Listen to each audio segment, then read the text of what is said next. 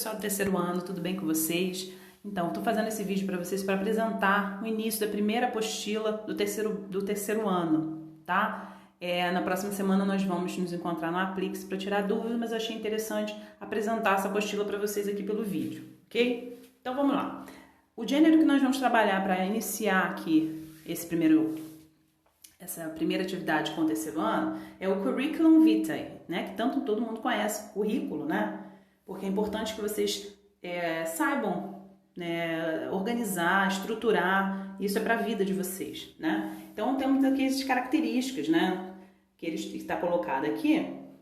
Eu vou ler alguns pontos principais, né? Então todo currículo deve conter dados pessoais, isso vocês já sabem, né? Como nome, endereço, telefone, muito importante colocar o e-mail. Isso, e-mail é impossível não ter, tem que ter, tá? Poderá também colocar seus objetivos profissionais de forma resumida. Se você já tiver algum objetivo, no caso vocês que são iniciantes, né, às vezes não tem exatamente um objetivo, mas se a pessoa já é experiente, ela já sabe o que ela quer naquela empresa, ela já pode colocar o objetivo no currículo, tá? Usar o papel A4, no caso se for mandado por e-mail não vai precisar, né? E uma fonte legível, isso é super importante. Fonte legível. Como seriam as fontes? As fontes mais utilizadas em currículo, isso eu fiz uma pesquisa para passar para vocês, são a Arial e Times New Roman, tá? E o tamanho da letra é 12. Não coloque letra 14, 16, fica muito grande e dependendo de quem estiver no RH, não vai nem ler o seu currículo, se ele vier de uma forma muito estranha, muito impactante ali, tá? Então, ele até colocou aqui, ó, isso facilitará a leitura da pessoa que fará a seleção. Então, na formulação de um currículo vitae, é importante que as informações sigam a ordem cronológica, né? Ou seja, elas devem ser organizadas na sequência que os fatos aconteceram. Então, você tem que lá colocar ali, ó, trabalhei em 2010 aqui, em 2012 ali, em 2013, colocar numa sequência, tá? Uma ordem cronológica. Um currículo vitae deve ser sempre conciso, não precisa escrever muito, colocar coisas a mais, né? Nada disso. Ele é um resumo da trajetória profissional de uma pessoa e todas as informações contidas nele devem ser verdadeiras. Não minta, gente, não minta. Não tem experiência? Eu digo que não tenho experiência e às vezes a empresa vai querer exatamente isso. Se eu coloco que tem muita experiência e isso é comprovado que é mentira, a pessoa perde a vaga e fica mal falada no mercado, tá? É bem complicado. E aí, em inglês, né? Você tem, além do curriculum vitae, né, o nome que vem do latim, você tem o résumé, essa palavra résumé que vem do francês e que foi adaptada ao inglês, eles também usam. Então, nada mais é do que um resumo da trajetória educacional, acadêmica e profissional de uma pessoa, ok? E aí aqui eu tenho um exemplo do curriculum vitae de Janet, né, que está à procura de um novo emprego e preparou o seu currículo lá e nós vamos colocar aqui. Nós vamos analisar o currículo dela. Vamos lá. Então, em inglês e em português também, porque os RHs, as empresas de recursos humanos, elas fazem muito essa conexão, né, com o que é feito lá fora também. Você tem lá, my resume, né, o currículo. O nome da pessoa, o endereço da pessoa. Em inglês, você tem o número primeiro, depois o nome da rua, que no caso é road, ela mora numa estrada, né? Tem o nome do lugar, da cidade, do estado, o CEP, o telefone dela, o e-mail e aqui ela informou a data de nascimento. É importante. Se você tiver CNH, já tiver a carteira de habilitação, informa aqui também embaixo. Career Objective, que é o objetivo de carreira, ela colocou aqui, ó, obtain a position, né? Obter uma posição. Perceba aqui que o currículo que vocês vão ter que analisar, tem muitas palavras cognatas, né? Palavras conhecidas, palavras cognatas que são parecidas com o português, né? Obtain, position, utilize, e assim vai. Education Training, né? Que é a parte de formação da pessoa, que ela é Bachelor of Science, né? Ela é bacharel em ciência, bacharel de ciência em Business Administration, né? Na parte de administração de negócios, né?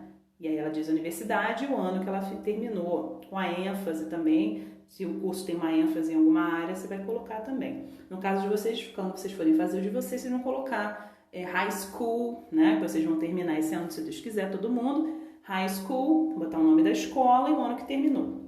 Professional Experience, ela tem várias experiências, percebem que, ó, 2007 até presente, que é a última aqui, e é de baixo para cima, e ela vai colocando aqui, ó, primeiro 2003, 2004, depois 2004 a 2007, e terminando com a última, né, mais recente. Skills são habilidades. O que ela faz? O que você sabe fazer que pode agregar naquela empresa? Fluent in French, Spanish, ela fala línguas, tem a parte de computação, né, que ela sabe fazer, que muita gente também sabe que pode colocar no currículo, ela conhece estatística. Tem aqui, isso é muito importante, nos Estados Unidos eles pedem para colocar informações em relação à carteira de motorista, né? Então aqui dizendo Clean Driving License, então uma carteira de motorista de habilitação limpa, tem nada, então a empresa também gosta. References, que são as referências. Se você quiser dar referências, se você trabalhou em algum lugar, você pode dar o nome da empresa, o nome da pessoa a procurar e o telefone. Nesse caso aqui, ela colocou available upon request, disponível a pedido, no caso, né? Disponível a pedido. Se a pessoa quiser a referência, entre em contato com ela e ela passa, né? Então isso aí é mais para poder resguardar as outras pessoas que você vai dar das suas referências, ok? Ok, então vamos continuar aqui. Aí a atividade que vocês tinham que fazer, né, no caderno direitinho, me mandar a foto, está toda em português, né, os comandos de questão, e vocês vão ter que ler e analisar o currículo e responder aqui, ok? Em relação ao currículo da Janet. E aí aqui também vai dizer se yes it is, se for, ok? Se é um currículo longo, resume long, se é um resume objective. Yes it is para sim, no it isn't para não, ok? A aula 2 vai falar Life After High School, a vida depois do ensino médio, que vai ser a de vocês logo logo. E aí tem um textinho, orientações para analisar o texto. Eu vou passar isso com mais detalhe mais à frente, mas aqui, para poder vocês analisarem esse texto, prestem atenção nas palavras conhecidas, life, né? E nas palavras cognatas aqui, ó, school, palavra conhecida, palavra cognata, você vai começar a montar no seu entendimento. Sempre lembrando, tem um texto aqui. Antes de eu querer ver o texto, eu vou nas questões, né? What is the objective? Qual é o objetivo desse texto? E aí, depois da questão, eu vou ao texto. E primeira coisa do texto, eu vou ao título.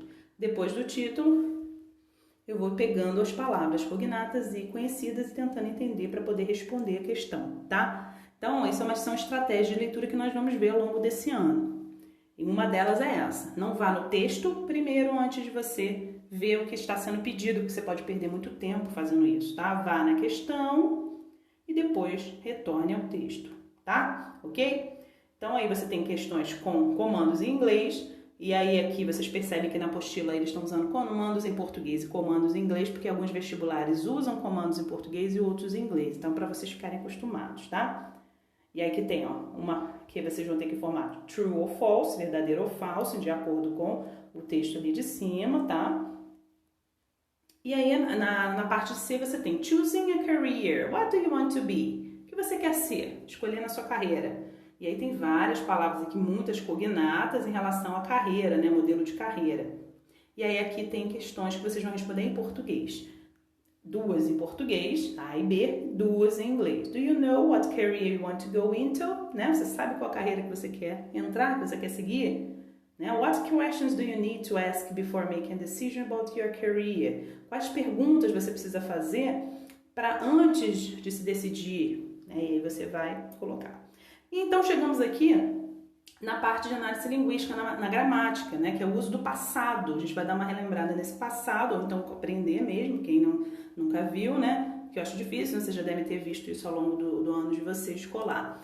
E aí são os verbos no passado, né, e você observa que os verbos no passado tem sempre o ED no final, dos verbos regulares, que é o que nós estamos vendo, né, are active, increased, positioned, olha quantos verbos, transformed, supervised, improved. Então, para fazer, uma das formas como em inglês o verbo não é conjugado como em português, eu amo, tu amas, ele não é assim, quando você vai fazer o passado dele, quando o verbo é regular, né, é um verbo que é normal, não tem tanta alteração, você acrescenta ED, ou então somente o D. Então vamos lá, ela até coloca aqui, ó, e aí, dizendo que em inglês classificamos os verbos no passado irregulares, que possuem a mesma forma no passado, né? Só acrescentando ed, e irregulares, que nós vamos ver depois, que possuem sua forma própria no passado. Então a gente tem work, que é trabalhar. Se eu quero dizer que ele trabalhou, he worked, e eu acrescento ed. He worked a lot yesterday. Trabalhou muito ontem. Yesterday é ontem, né? Também uma expressão de tempo passado, né? Talk, que é o verbo conversar. Quero fazer passado? Acrescento ed. She talked too much last class. Ela falou muito, conversou muito na última aula. Last, aqui ó, last class, a aula passada, também uma expressão de tempo passado. Call, que é ligar, ligou. Tom called me last night. Quero falar que Tom me ligou na última noite. Call, acrescenta ed. Study, se eu estudei, I studied a lot for the exam, estudei muito para essa prova. Eu vou tirar o y, no caso de verbos que terminam em y e são antecedidos por uma consoante, você vai tirar o y e vai acrescentar ied, que é o que está dizendo aqui embaixo, nessa caixinha aqui, ok?